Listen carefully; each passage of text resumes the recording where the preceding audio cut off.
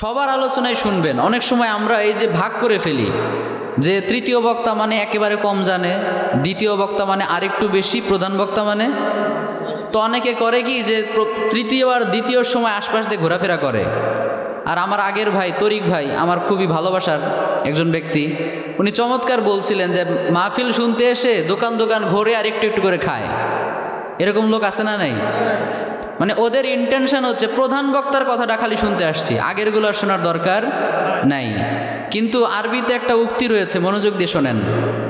আরবিতে একটা উক্তি রয়েছে যে কদ ইউজাদু ফিল নাহরি মা লা ইউজাদু ফিল বাহার।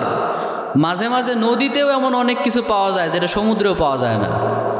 মাঝে মাঝে তৃতীয় বক্তাও এমন অনেক কথা বলে যেটা প্রধান বক্তাও বলতে পারে না, ঠিক কি না? এই জন্য সবার আলোচনা মনোযোগ দিয়ে শুনবেন। আজকে থেকে দ্বিতীয় তৃতীয় আর প্রধান বলে কিছু নাই। আল্লাহর কাছে এই যে আমরা বিভাজন করেছি, এই বিভাজনের কোনো মূল্য আছে? ইয়ারফাইল্লাহুল্লাযীনা আমানু মিনকুম ওয়াল্লাযীনা উতুল ইলমা দারাজাত। কে প্রধান বক্তা, কে দ্বিতীয় বক্তা, কে তৃতীয় বক্তা, আল্লাহর কাছে এটা ডাজন্ট ম্যাটার। এটা কোনো দেখার বিষয় না। সম্মান আল্লাহর কাছে তার বেশি যার জ্ঞান বেশি।